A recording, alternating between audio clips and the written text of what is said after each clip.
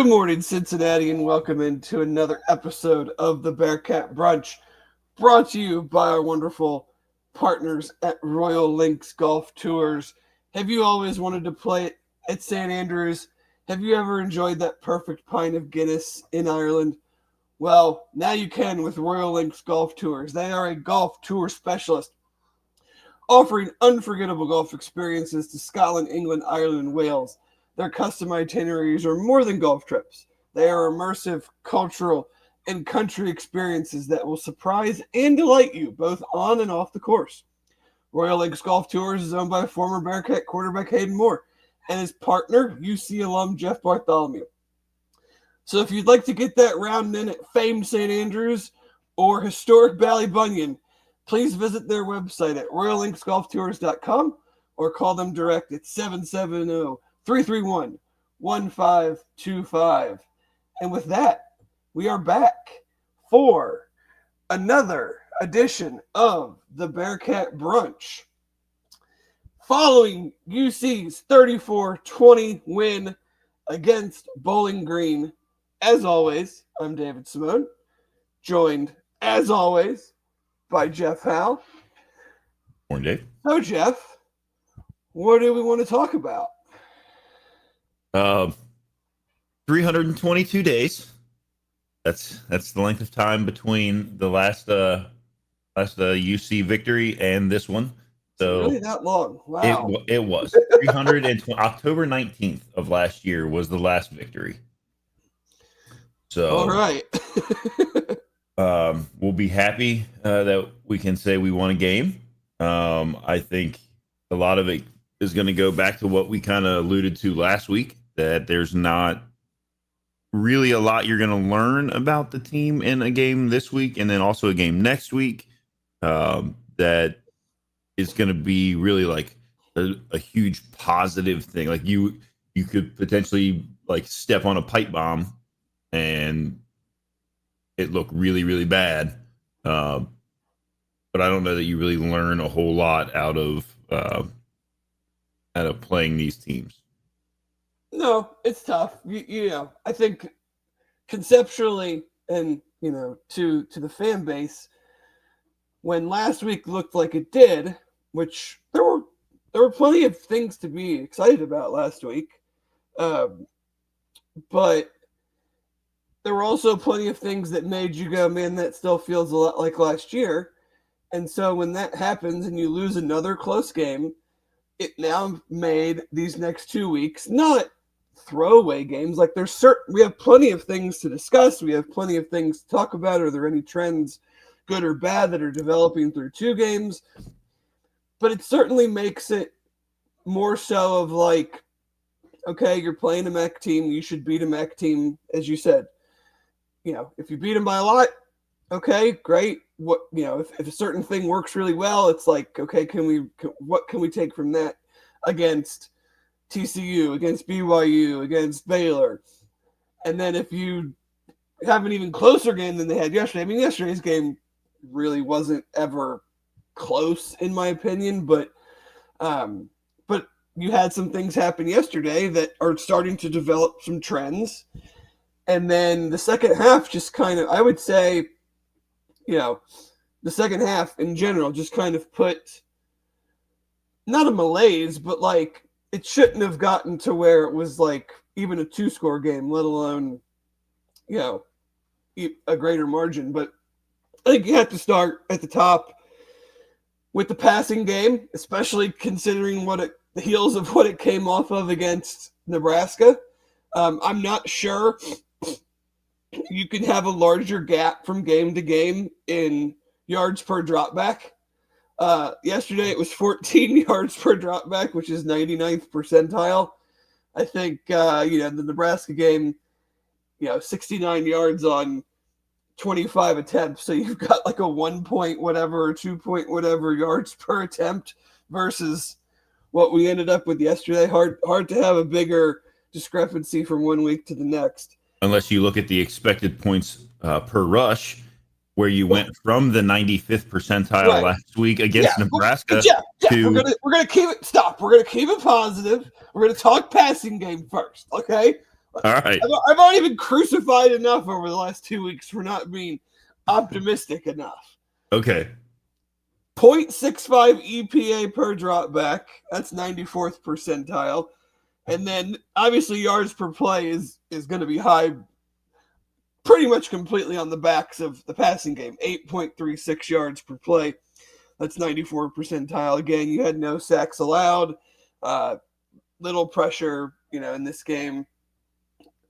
Although, we'll get into the run game specifically. But, I mean, it's what we asked for. I don't, the passing concepts, the passing route combinations, the first touchdown to Cyrus Allen was a great switch route,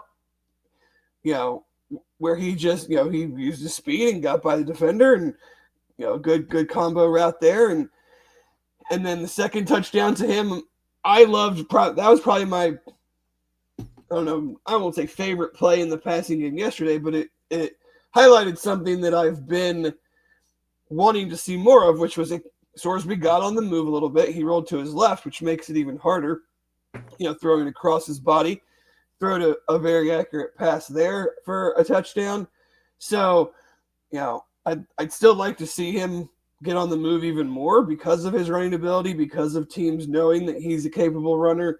It puts them in a bind in that regard. But, you've got Joe Royer, his 2 targets, 2 catches, 100 yards. Again, would like to see more of that. But, they spread it around quite evenly yesterday when it came to targets. And, Caldwell, Goody both had 6 targets. Allen had 5, and then it was 2, 3, 1, lower numbers. But that's what we want to see. I said I wanted to see Royer get more, and that's fine. But you want to have diversity in your targets so that teams, like we saw last year, couldn't really say, okay, we're going to give our attention to these 2 guys, and you really don't have anyone else that scares us. Hopefully that's not the case this year, and hopefully they're able to keep all these guys getting worked in.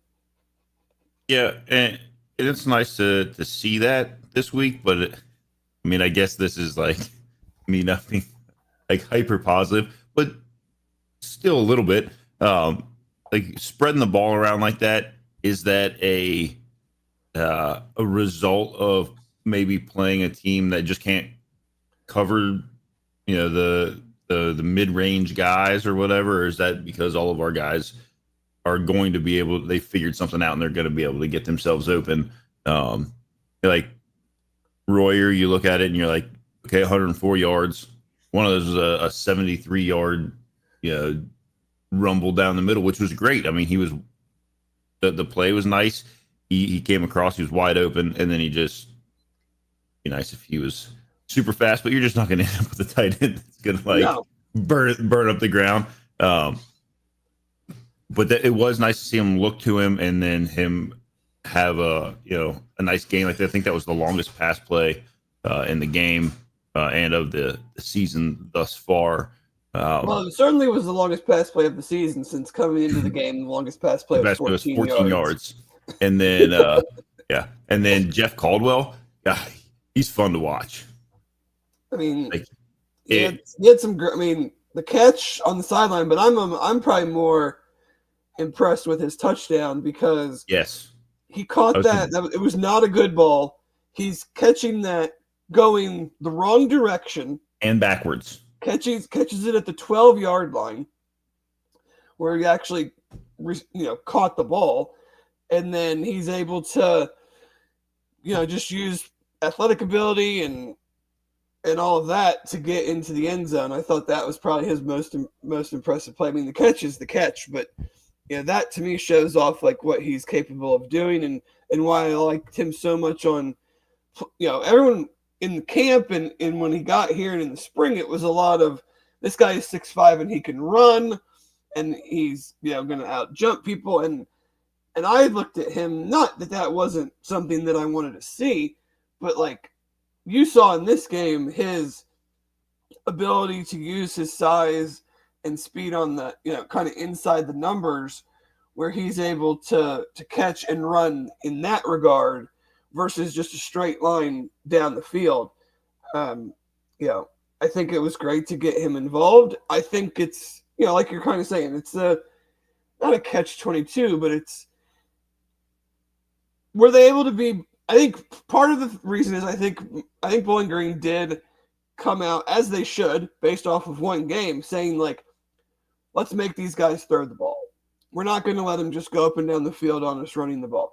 Their two best defensive players are linebackers that are run-based linebackers.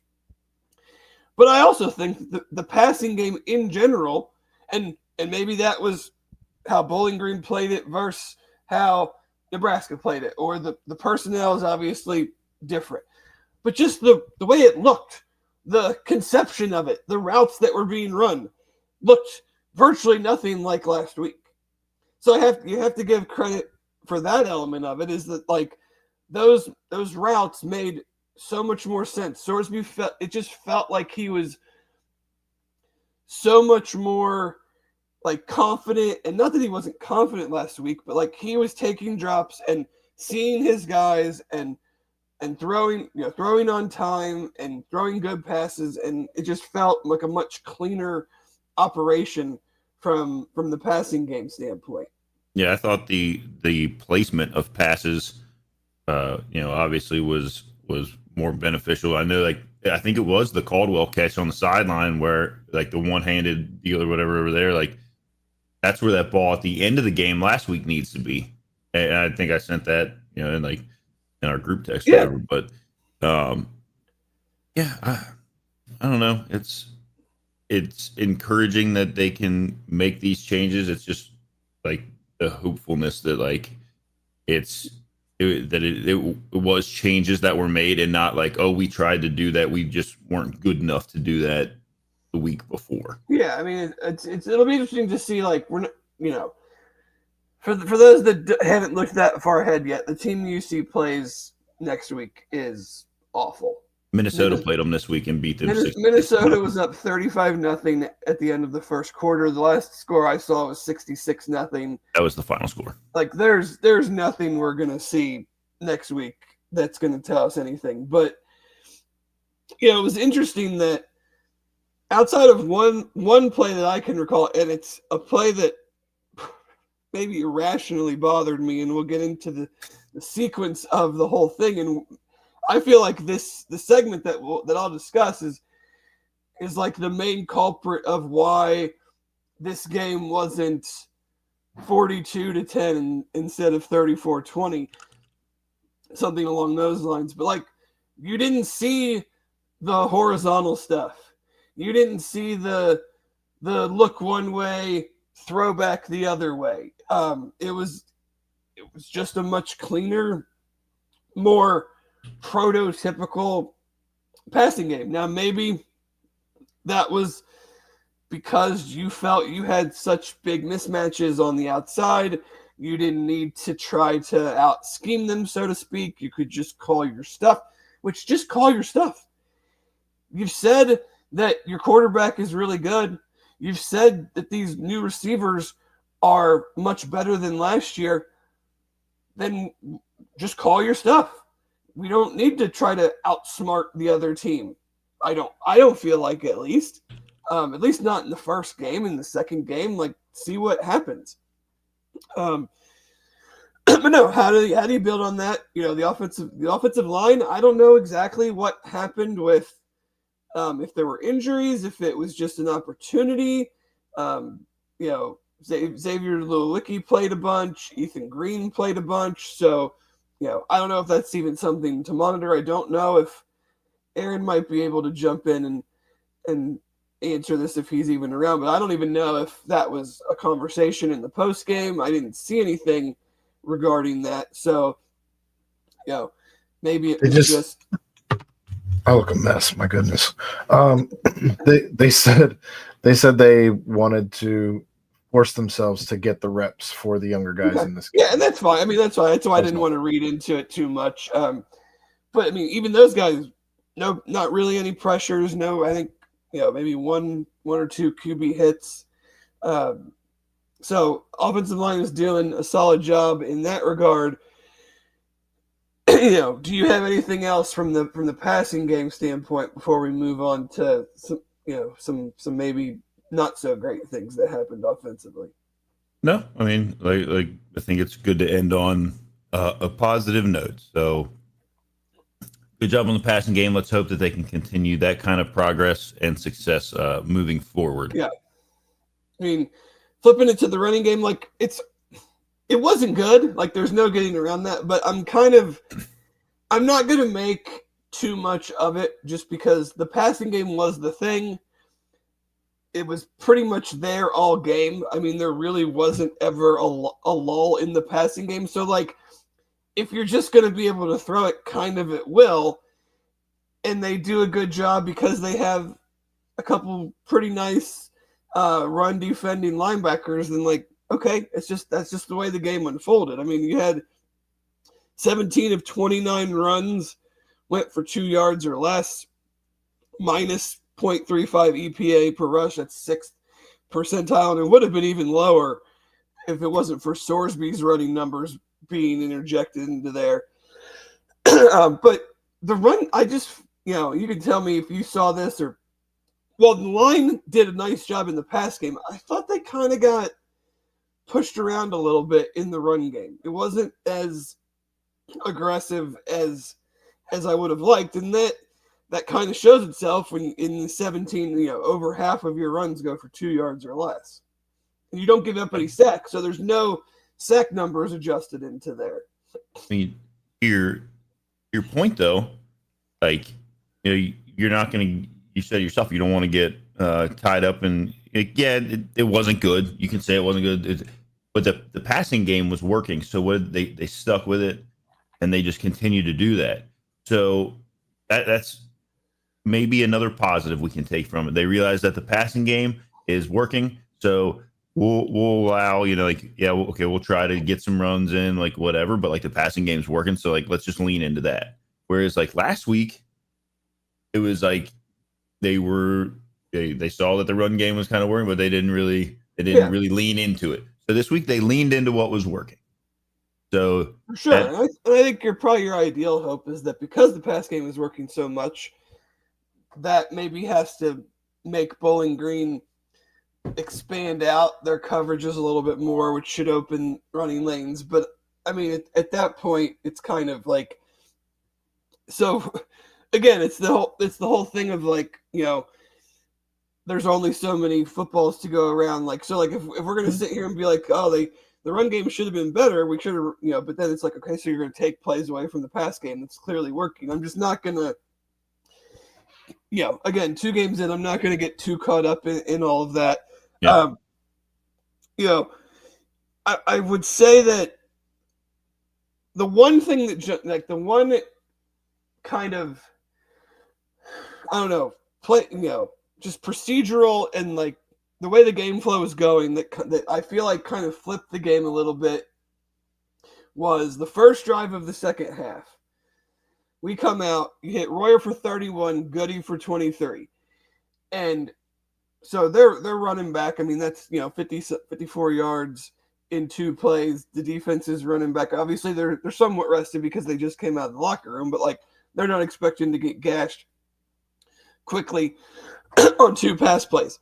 And then we go tempo. Like they're ready to go tempo. And I was like, great. Like, very excited. Let's do this. Take advantage of that.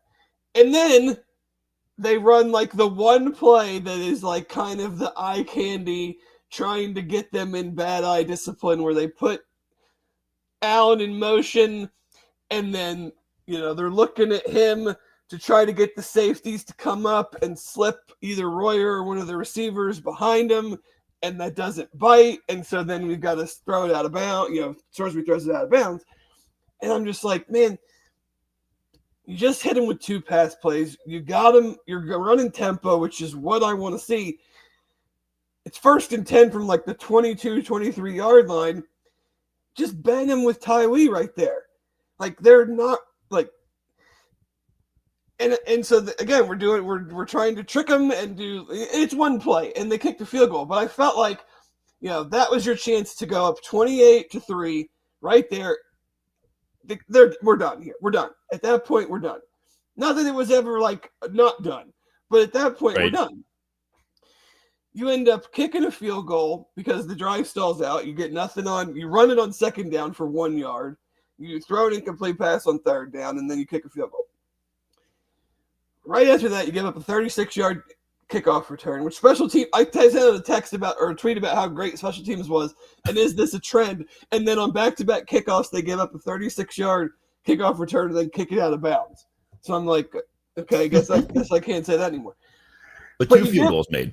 You give up that return, then you give up an 11-play drive that does end in Jake Golday, when we'll get to him, tackle on fourth down, but they gained a whole ton of yards, ran 11 plays. It took, what did it take? I had almost 8 minutes, 7.5 minutes. Down here. Yeah, like 7 minutes, over 7 minutes. Yeah.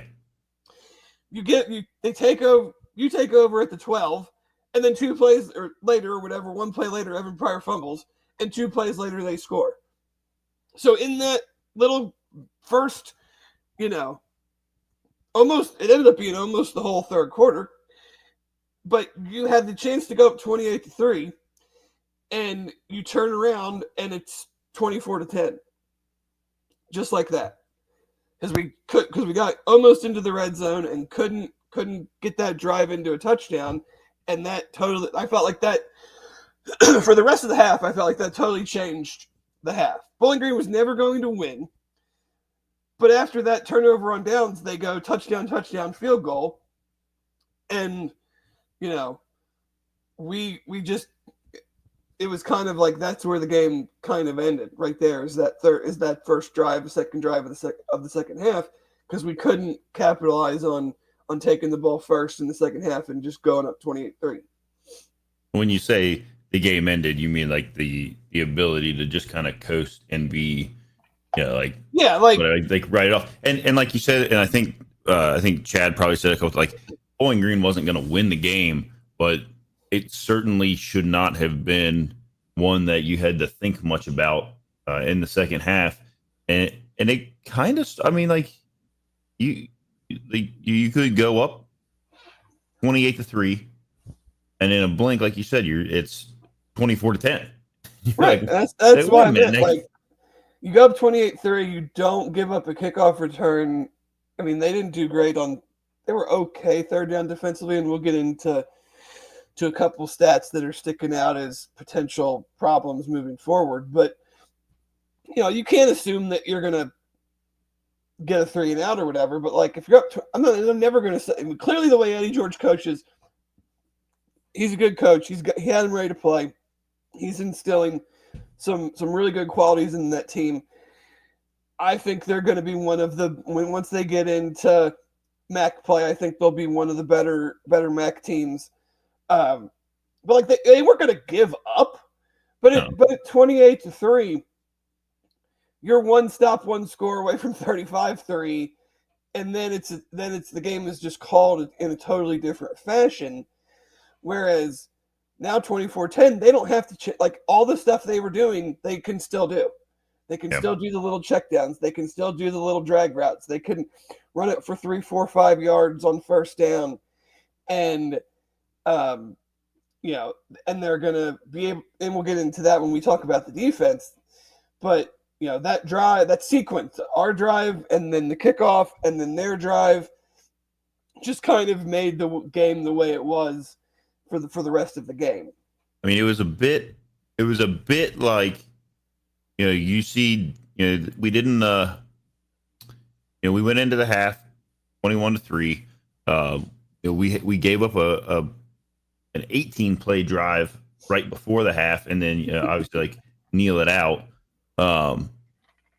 And then we come back into the start of the third quarter, second half, and it was almost like we pushed that momentum gap just a little bit further down the line. Mm-hmm. So maybe that's good. Maybe they're just going to keep pushing it further down the line to the point where like the momentum issue doesn't happen at all. But when you aren't taking the ball away, and I guess a turnover on downs, like if you want to say that's I taking the mean, yeah, ball. it Like, technically counts, but it's on the heels of a 11 play, 50 something yard drive that took 7 minutes. So it's not like a game changing, right. momentum changing where you intercept the ball, recover a fumble or something. Like it's It different. doesn't. It doesn't swing the momentum the same way. Um, as like a pick or pick six, even like a scoop and score. At this point, like I would just take falling on a fumble in the backfield uh, to take the ball away. So those are like some little things that we can use to start talking about the defense here. Yeah, I mean, I would Quick say issues. my last point on the offense, and this has to improve. It has to. They're 5 of 17 on third down through 2 games. Not going to get it done, It's Dave. not even going to close. That ain't even close to good enough. Again, 2 data points, but they weren't good on third down last week. They weren't good on third down this week. You have to start getting good, or this is just kind of who you're going to be on third down, and you just can't live that way. You can't live at a, roughly 30% third down conversion. So, we'll flip it to the defense, and I'm going to start with Alex's point here of this defense is going to be a real problem. The number of snaps they're on the field for the first 2 weeks is alarming. I agree in part of that. Like the raw snap numbers aren't that bad. I mean, Bowling Green ran 70 plays from scrimmage. That's not a super high number. But opponents are now 16 of 34 on third down, which is like you can't sustain that for a season, giving up 50%. I mean, better than 50% on third down. You're not going to win a Big 12 game, or very few Big 12 games if the Big 12 teams we're playing are converting on 52% of their third downs. And then what ties into that is now we're through 2 games. It's roughly 38 minutes. The other teams had the ball. I'm not a big time of possession like person as far as like that stat really matters. Like we saw yesterday. I mean, UC hardly had the ball. They scored a bunch of touchdowns and scored 4 touchdowns, and the game was never really in jeopardy. But the point of that is it coincides with the third downs is that they're allowing the opponents way too many third and makeables. Like yesterday, I thought the tackling was very poor.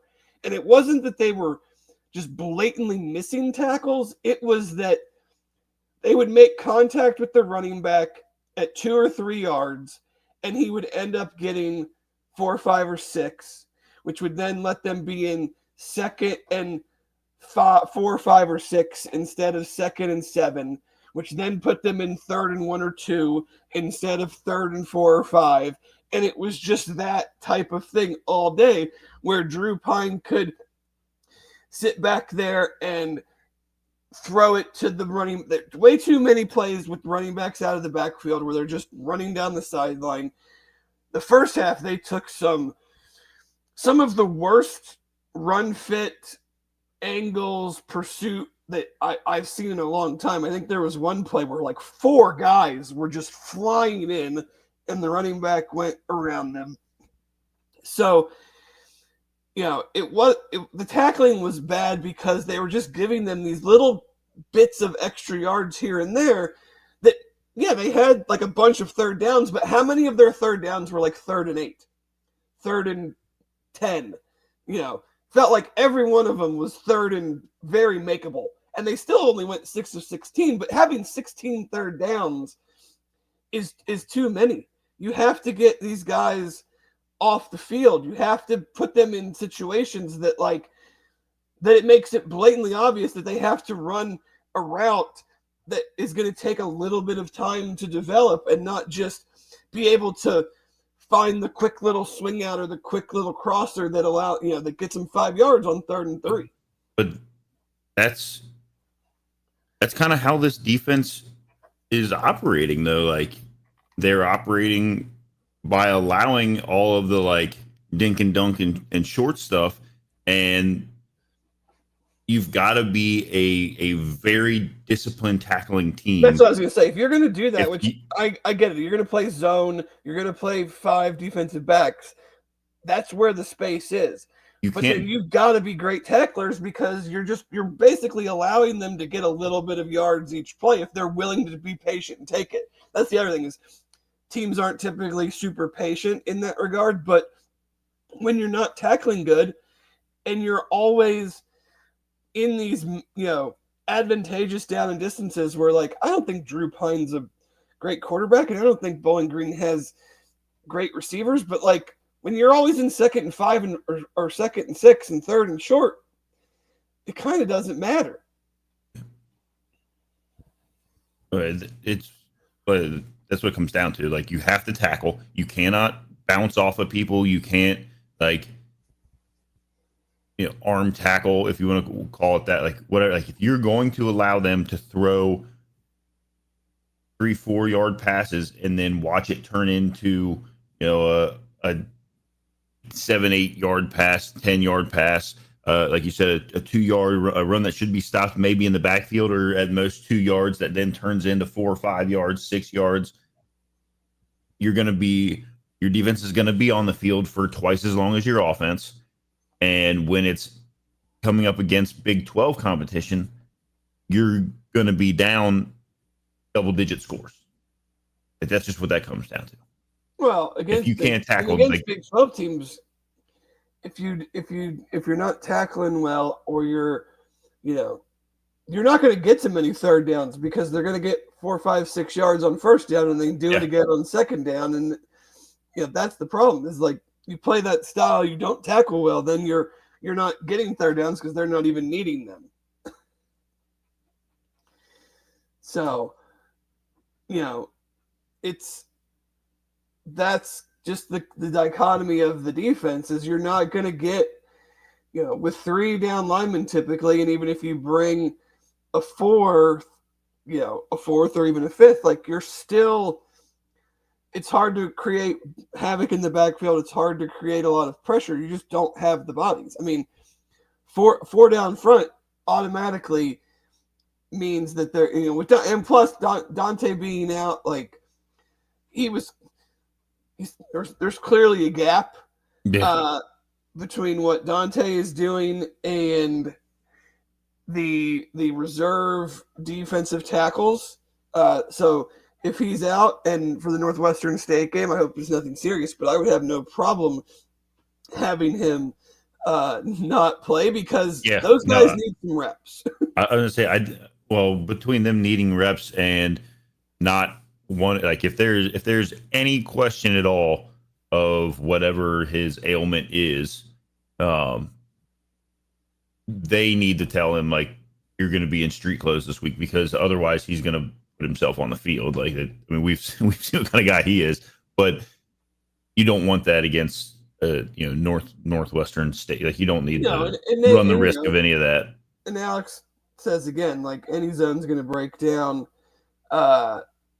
if you give him 5 seconds. Yeah, I'm not going to take anything away from Bowling Green, but like I was pretty disappointed with the lack of just consistent pressure from the down linemen.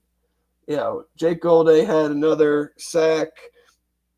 There were 4 sacks with some half sacks thrown in there, and they didn't play bad, but against a team like Bowling Green, and again, it's hard to bring pressure. This kind of goes back to what we just talked about. It's hard to bring pressure when they're in 2nd and 4. Because you got to play the run, and you got to, you can't just. There were how many situations yesterday where was it like, oh baby, let's pin our ears back, let's bring the house. It's 3rd and 15. We know they got to throw it to the sticks type situation. Like, it's very, very few times yesterday where, I mean, I would love to go back and look at like what the yardages were on the 16 3rd downs and how many of them were over 5 or 6 yards. So it's hard to get pressure when the 3rd downs and the 2nd downs, there aren't really any quote unquote obvious passing situations. Average distance on late downs was 5.5 yards. It's just not. The third and fourth down, they had 2 fourth downs. So 5.5 yards on late downs. That's not great. I mean, that means that you're not forcing them to do anything. Like you could. Well, it's not. It's also not great whenever, like you said, when it's not 3rd and 8, 3rd and 7. Like you have to have stuffed them twice for averaging 5.5 yards on a late down play to not mean anything. Right. Yeah. So. But yeah, I mean, it's got to get better. The tackle, I was frustrated yesterday, just in the sense of like, outside of the passing game, it wasn't like things were just bad, but there was not steps taken from game 1 to game 2. I thought special teams was worse. You gave up a kickoff return and you kicked the ball out of bounds. Mm-hmm. You still punted it really well. You covered the punts really well. You made your field goals, but you didn't do that better. The running game wasn't better. The pass blocking was, to me, the same. The tackling was worse. They still committed. You got Jaquan Sanks committing a personal foul in the first defensive drive. You got 5 penalties for 52 yards. That was roughly the same. The run defense. I mean, they didn't. If you just look at it from their numbers, game on paper, the run defense numbers aren't awful. I mean, they gave up, a 14th percentile EPA per rush. But they were, run defensive stuff rate was not good. I mean, we were 11th percentile. So it wasn't like they were just like gashing with run plays. It just kind of goes back to it was the annoying death by 1,000 paper cuts of 3 yards here, 4, 5, 6. Mm-hmm. Oh, 3rd and 2, we run it. We get 2.5, first down. Like they didn't get him off the field enough. So we've said that the last couple of years that's been kind of like the issues that we've run into is like it always feels like we get to that 3rd down and makeable or what, and like we just allow it all the way down. Oh, we'll wait till we get down, then we'll go ahead and try to stop them at the goal line. Like just don't. If you're not going to, and it comes back to the tackling part there. It's like, if this is going to be your identity of like, bend, don't break, like you have to be able to tackle. Yeah. And that kind of goes into, now we're 2 games in, a trend that we've seen the entire time this, coach and anyone he's had on staff has been here, is they don't force turnovers. We're 2 games in and they forced a fumble. I mean, they're forcing some opportunities. They're not recovering them. They forced another fumble yesterday. Didn't recover it. But like when you play this style, it's hard to force the quarterback into bad throws. I mean, we almost got one yesterday. Would have been a great individual play by Trey Gollacord, but like we're not getting tip balls. We're not getting errant throws because of pressure. So when you play this style of 3 down and you don't get a ton of pressure on the quarterback on a attempt by attempt basis, it's like you're not forcing them into situations where they're going to make mistakes. And yesterday, you didn't force them into any situations where they could make a mistake because you weren't great tackling and allowed them to always kind of stay in these manageable down and distances.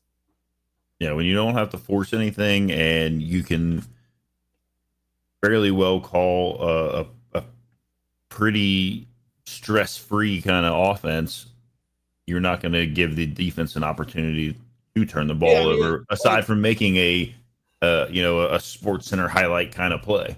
Yeah, we do need to just. I mean, we do need to call out Jake all day. The guy's. Oh yeah, the guy's been. I mean, I thought he was going to have a good year. He's been outstanding Got two like games. almost 30 tackles in 2 games.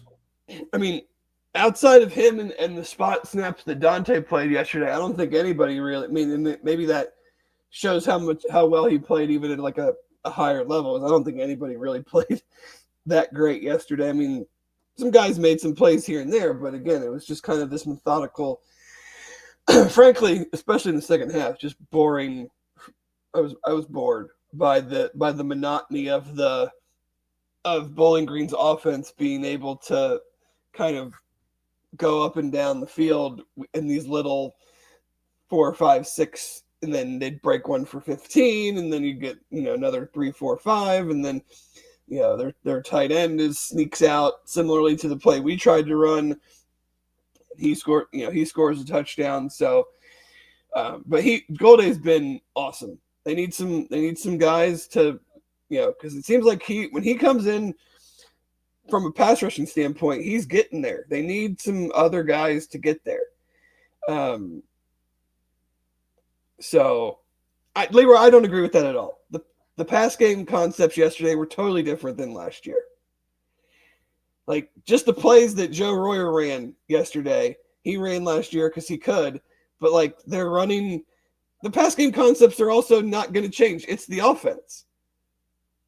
Like, they're not going to just run. Like, I don't understand what the what route trees are going to be different. Explain that one to me. Like, there's 9 routes in a route tree. Are they going to have a different route tree? I don't understand. Yeah, they look better because they have better players, and they're able to utilize them on some routes that they probably didn't think that the guys last year could get open on. Like, they ran a great switch route for a touchdown on the first touchdown of the game. Caldwell made a great individual effort on his, and then they ran a quick out to Cyrus Allen down, inside the 5-yard line, and Sorsby made a really accurate throw rolling to his left. Like, if we're going to say, like, things need to change, I don't know what that means. Like, it changed from game 1. Certainly, they ran way less things horizontally and way less of kind of trying to fool Nebraska. Now, because, like we said earlier, maybe they just didn't feel like they needed to, and I agree with that, but I don't think you needed to do all that in game 1. You brought these guys in, let them run the stuff that you ran all spring and all summer that we watched. So, that is kind of concerning, though, Dave. Now that you bring that up, like, we need to probably get out of the mentality of, like, and I know we've mentioned it before, but you just flat saying is, like, we got to get out of the mentality of thinking that we have to, like, trick some of these teams. Like, just go at them. No, run your good. You practice, and I'm not against like a one here and there and trying to. Some little. You see a matchup, a different corners in the game. Yes, of course, you're trying to take advantage of situations. Right. Yeah. But like what they did in the past game on Monday or last week versus what they did yesterday, that was like 2 totally different plans of attack. Yeah. And is Nebraska's defense, and especially their defensive backs, way better than Bowling Green's? Of course. No doubt about it. My point was like, why couldn't we just see what we saw yesterday, last Thursday? Yeah, like see if let's see if that works. And maybe they tried that, and I just didn't really grab it in viewing the game. But it didn't feel that way, and I could be again totally wrong. But it certainly didn't feel that way when you're putting that up, when you're putting the 2 games up against each other.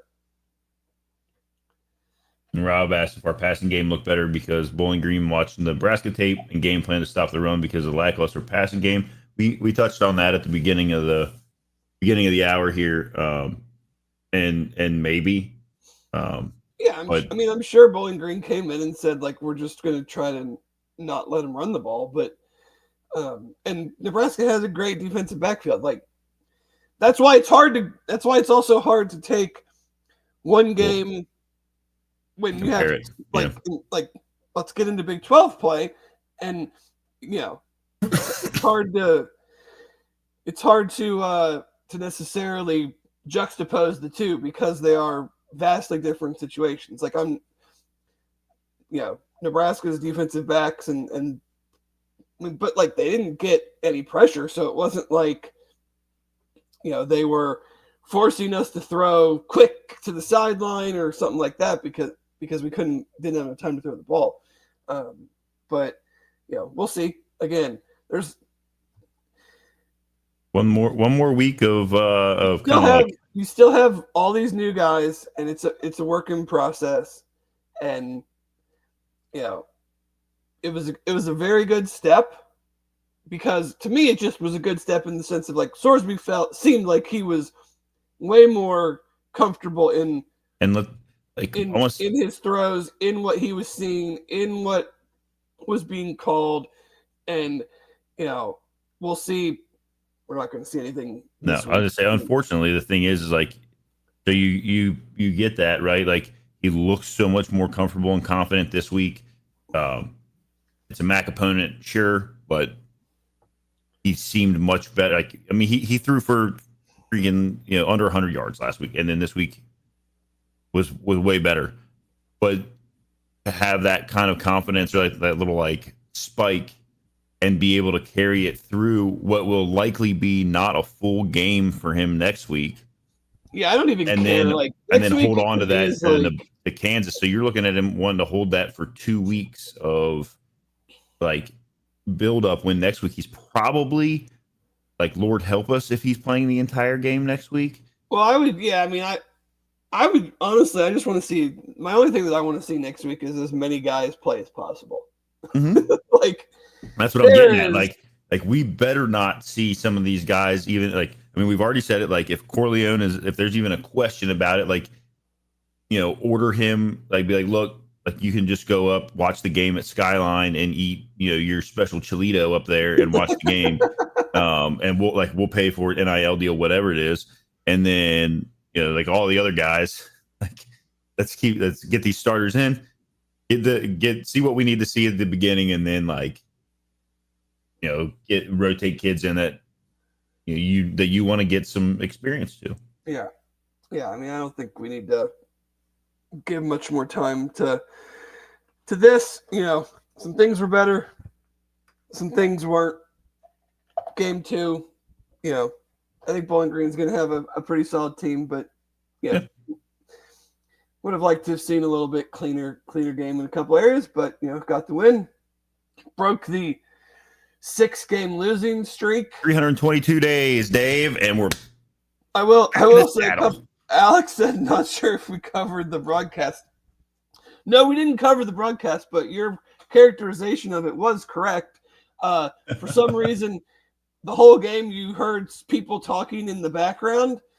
At one point, I heard someone say Wisconsin is great in the summer, which it is. It's wonderful weather. Beautiful fun time. Place to be. If you want to take a family trip up to the Dells, couldn't recommend it more.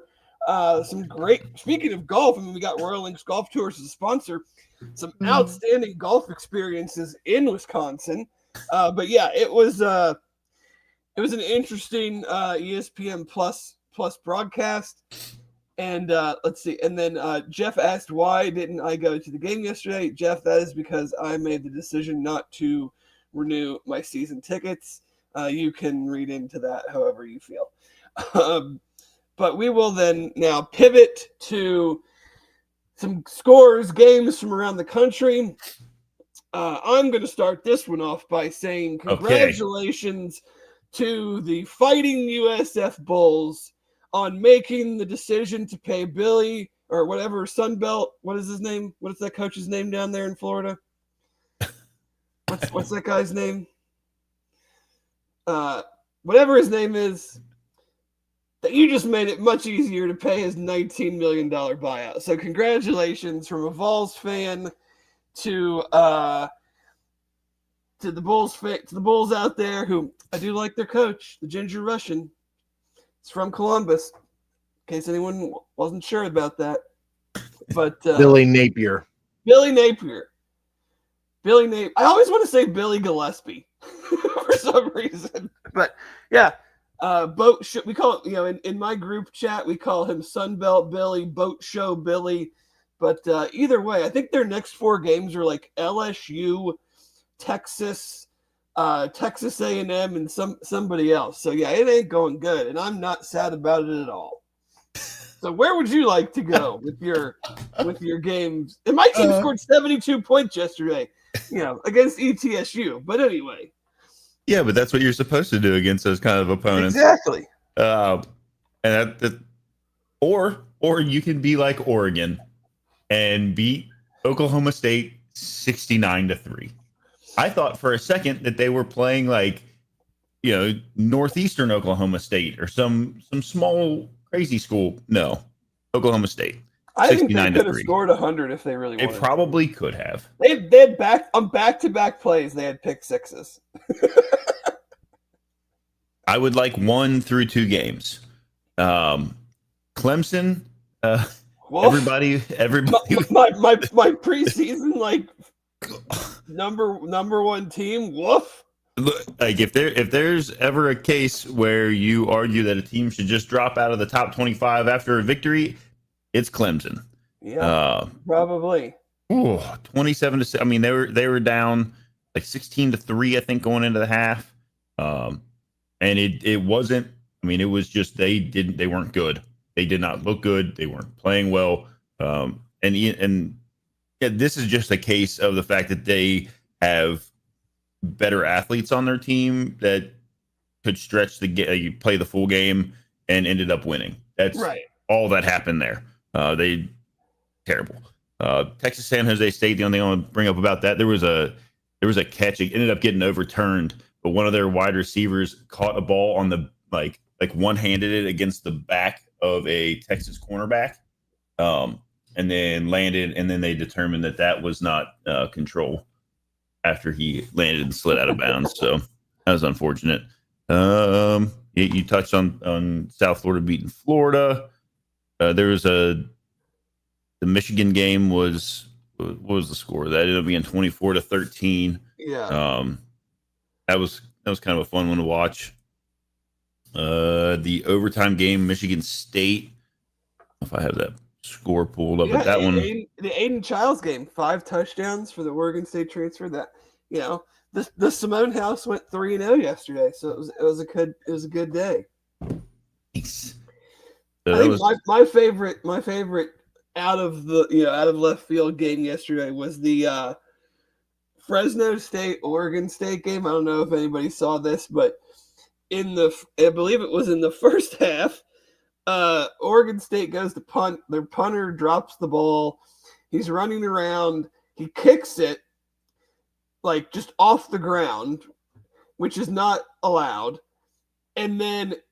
But it goes down the sideline, and Fresno State picks it up and runs it back for a touchdown, which is allowed. So at halftime, their coach is coming off the field is asked about special teams, and he says it's an effing joke, but doesn't say effing. On the broadcast, just gives a full-on effing joke. F-bomb. And then later in the game, number 64 gets called for a hold, and the ref is going, holding Oregon State number 64, and 64 is right next to the ref walking back and just goes, says the F word very loudly and gets picked up on the broadcast. So I think that's the first time ever you've got a coach and a player getting picked up cussing like that so clearly on a broadcast. So it was pretty hilarious. Marcus, we'll leave the results from that game for Aaron and Chad to discuss in their big comeback by the Bears, though. They were down 2 scores in that one. Yeah. So Iowa State, Iowa. That was another thriller in that rivalry. Eats that one out. The very, very late game that I was watching last night was your former quarterback. Oh yeah, that's a big thing for us is we just sit around and hate watch UCLA, and it's great. And then they had they didn't have really any business being in that game. Dan Mullen's play calling towards the end left a lot to be desired. They had no business being in that game, and then they had a chance to walk down and tie it up, and he inexplicable. Like, I don't know if he even saw the linebacker there or what, but like he threw it right at the linebacker. Should have picked that pass. Oh yeah, 100%. And I think that was the second pass that he did that on in that drive where it was like,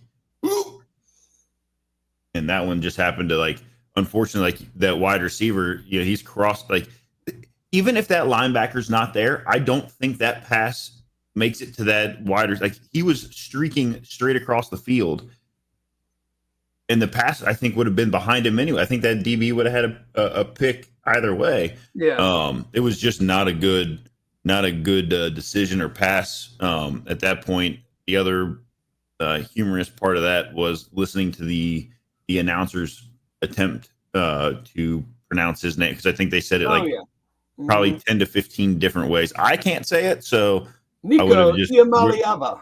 I would have just referred to him as the UCLA quarterback. Yeah. I mean, we're 2 weeks in, and we've already got some very, very scorching hot seats. You've got, you obviously got the Gundy situation. They are bad. If UC can't go in there and get a win this year, shit. Billy Napier, another one to watch. We're Virginia Tech 0-2, and not only are they 0-2, they lost at home to Vandy, where they were winning 20-10 at halftime, and lost 44-20. So you just give up a 34 spot to Vandy in the second half to get blown off your home field. Not great. So Brett Pry at Vatek, Rich Rod, that was they've got Jaheim White is hurt on crutches. They got 70-something, 80-something new players. I don't know why anybody thought this was going to go good right away for him. Yes, the ending of that Arizona State Mississippi State game was wild. Again, the Big 12 had some fun late game situations. I'm very angry at the Kansas Jayhawks. I had a vested interest in them, and in a situation where Missouri was not trying to score, they gave up a 63-yard touchdown run with 2 minutes left in the game. And then I'm extremely mad at Mark Stoops, who kicked a meaningless field goal with 16 seconds left on fourth. Is that the Ole Miss game? Yes. Again, coaching like someone that has a $37 million buyout. He was trying to preserve clock so that they would have time left if they recovered the onside kick. And the heave touched it right. Mm-hmm. Yeah, because we see that happen all the time. All the time, and that's really what it was. It wasn't the fact that he likely had money on the game and it was a 7.5 point spread. Other than that, I actually had a good day, but Nebraska put up like 68 on a MAC foe. Yeah, yesterday was ugly. Ohio State 70, Oregon 69, Georgia Tech 59. There were Temple scores 55. Florida State 77. Bama scored like 63 or 70. Ohio State put up 70 on Grambling. Florida Atlantic and East Carolina scored 56. Utah 63. UCF 68. USC 59. Yeah, there was a lot of big numbers. Washington 70. If you were up real late, you got to watch Washington UC Davis on Big Ten Network. I don't think nobody got to the 80 number, did they? I don't think we don't have any 80s yet. We didn't get any 80s, but we had a lot of 70s, and what was that? Where's it 70s? I saw 77 in there somewhere. Yeah, there was a 77. Florida Alabama took out a lot of pain on poor old Louisiana Monroe yesterday. Well, Florida State, they played East Texas A&M. Like, I mean, what are we doing? like, I understand like these games. One game funds like the entire athletic department at for the some of these whole places. year, but like, what are we doing with some of these? Look, the Ohio State Grambling, like, I don't know that I I have mean, ever honestly, heard a coach go into a that press game conference that and be game like, specifically, Ohio State could have scored like if they played the starters the whole game and really tried to do whatever they could have scored 150 points. I mean, it's when you have like you said, like it funds departments and all that stuff, but like, and like the coaches know it. Like it's you go into a press conference and you're like, our band could compete with their band, but we know what's going to happen on the football field. Like, Then why are we playing the game? like yeah, then why are you even going up there like that? At least give me some false sense of hope, coach. Like you just basically said like you're feeding us to the wolves. Thanks. Like so they can pay your contract. That's what this is. I mean, I don't know what his contract is, but like, it's got to be a great feeling for the players going. Yeah, like coach, did you really do that? Grambling was coming off a win where they beat a team that has a maybe Langing. It just says Lang on my app here. They beat him 55-7. So what is that type of situation? Yeah, but like But no, hopefully there's some. Yesterday was still fun. There were still good games, but there was definitely a. It was one of those weeks where you're like you're flipping to a game and if you need to get some stuff done, you had some windows yesterday to get some stuff done. Yeah, I don't know. There is a small window today where I would expect no one to have time to get stuff done. Yes, the NFL season kicks off in 3 hours. That's not true. The NFL season has already kicked off. There was a game in Brazil. There was a game, a Cowboys Eagles game already. Sunday NFL season. The Bengals season does start today. I'm very excited about it. Just don't lose today. Yeah, please don't lose. I don't want to have to write them off at 4:15 on September 7th. Look, like, just show me something. I don't care how it happens. Just win. And we'll be able to we'll fill the time here at the end of the remaining weeks with hopefully looking back at some solid Bearcats in the NFL performances. Just hopefully not when they're playing against the Bengals. Well, they could do well as long as they lose. Yes, agreed. So I think unless you've got anything else that you want to touch on. I don't. As always, thanks to Cincy Light for the Cincy Light Studios.